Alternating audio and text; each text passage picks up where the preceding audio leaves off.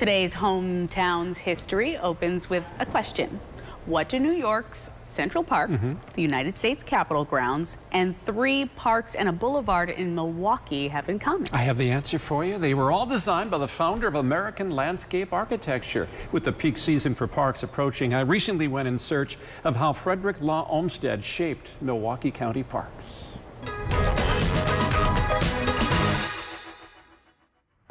In 1893, Frederick Law Olmsted designed Lake Park, Newberry Boulevard to unite Lake with Riverside Park just a mile away, and Washington Park, originally called West Park. In fact, to honor the work of this 19th century visionary during the bicentennial of his birth 3 years ago, the county renamed the road that runs through this park Olmsted Way.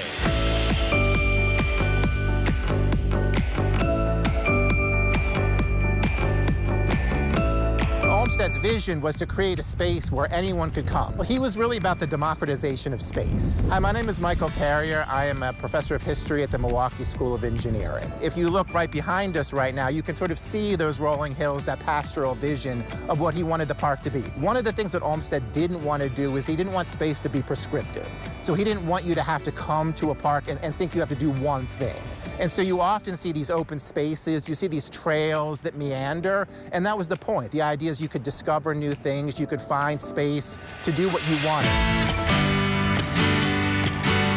He chose this site because he really loved its natural beauty. My name is Ann Hamilton. I'm the president of Lake Park Friends. You had the lake, which is incredible. He loved the vistas.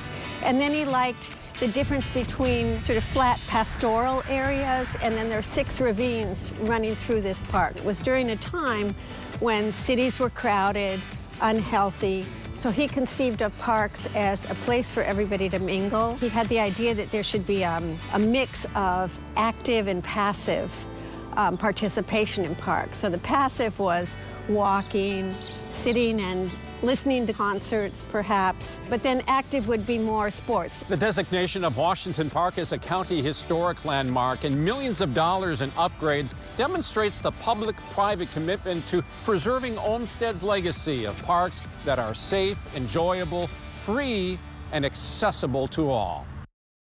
And that's really the key, accessibility. You know, before Olmsted, there were parks, but most were private green spaces, beer gardens for those who could afford admission to them.